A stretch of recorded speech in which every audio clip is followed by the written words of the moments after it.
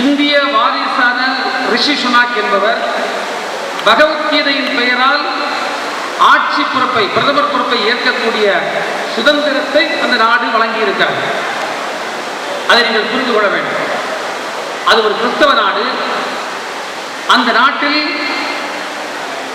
இங்கிருந்து சென்று வாழ்ந்த ஒருவர் பிரதமர் பொறுப்பை ஏற்று அவர் சார்ந்திருக்கக்கூடிய மதம் சார்ந்த பகவத்கீதையை மையமாக வைத்து அவர் உறுதிமொழி ஏற்கக்கூடிய ஒரு சுதந்திரத்தை அந்த நாடு வந்திருக்கிறது. மலேசியாவை எடுத்துக்கொண்டால் அது இஸ்லாமிய நாடு. அங்கு வழிபாட்டு முறைக்கு எந்த விதமான தடங்களும் யாருக்கும் கிடையாது. எல்லோரும் எந்த சமயத்தையும் ஏற்றுக்கொள்ளலாம்.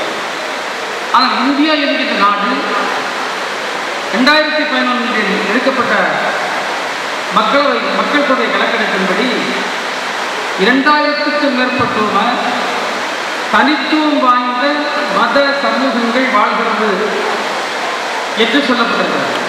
2000க்கும் மேற்பட்ட தனித்துவ அடையாளங்களை கொண்ட மத சமூகங்கள் வாழக்கூடிய இந்த நாட்டில் ஒரு மதம் சார்ந்து ஒரு ஆட்சி இருக்க முடியாது. அது இருந்தால் அது நியாயமாக இருக்காது என்று சொல்லிதான் இதை ஒரு மதசார்பற்ற நாடு என்று அன்றைக்கு அரசமைப்பு சட்டத்தை வடிவமைத்தவர்கள், அண்ணல் அம்பேத்கர் தலைமையில் வடிவமைத்தவர்கள் மிக தெளிவாக, உறுதியாக அவருடைய ஒரு தெளிவான முடிவு அன்றைக்கு எடுத்தார். அதன் விளைவாகத்தான் நாம் மதசார்பற்ற நாடு இருக்கிறோம். எனவே இங்கு மதம் சார்ந்த ஒரு அரசு இருக்க முடியாது. இங்கு இருக்கக்கூடிய அரசு எந்த மத வேறுபாட்டோடு மக்களை அணுகக்கூடாது, பார்க்கக்கூடாது என்கின்றதை அரசமைப்பு சட்டம் தெளிவாக சொல்கிறது. அதற்கு அடுத்ததாக நாம் பார்ப்போம் என்று சொன்னால் இது ஒரு ஜனநாயக நாடு. ஜனநாயகத்தினுடைய சிறப்பு என்பது எல்லோருக்கும் ஒரு சம வாய்ப்பை தருவது ஜனநாயகம். இது நாட்டில் இருக்கக்கூடிய பிரதமருக்கும் ஒரு ஓட்டு தான். இந்த தெருவில் வீடு கூட இல்லாமல் படுத்திருக்கக்கூடிய ஒரு சாமானியனுக்கும் ஒரு ஓட்டு தான்.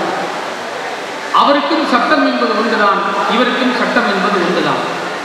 எனவே சட்டத்தின்படியும் உரிமைகளின்படியும் அனைவரும் ஒன்று என்கின்ற தத்துவத்தை வலியுறுத்தக்கூடிய ஜனநாயகம் என்கின்ற அந்த அடிப்படை பெரும்பான்மை மக்களின் ஆதரவு பெற்று ஆட்சி அமைக்கக்கூடிய ஒரு அமைப்பு தான் ஜனநாயக அமைப்பு என்று சொல்லுகிறது.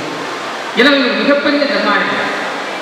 இவற்றையெல்லாம் கொண்டு வந்த மக்களாட்சி, ரிப்பப்ளிக் என்று சொல்லுங்கள். மக்களாட்சி என்றால் என்ன?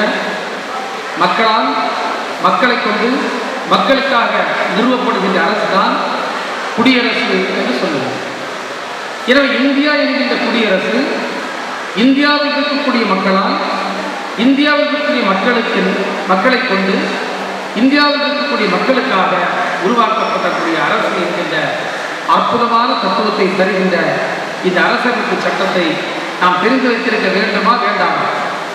நீங்கள் கொண்டுள்ளோம். தயவு செய்து அதை நீங்கள் எல்லோரும் படியும். அதே போன்று ஒவ்வொருவருக்கும் நமக்கு அடிப்படை உரிமைகள் தரப்பட்டிருக்கிறது. நாம் பேசுகின்ற பேச்சு, நாம் எழுதுகின்ற நம்முடைய கருத்துக்கள், நம்முடைய வழிபாட்டு முறைகள், இது அனைத்து உரிமையும் நமக்கு தரப்பட்டிருக்கிறது. அதே போன்று நம்மிடத்திலும் சில கடமைகளை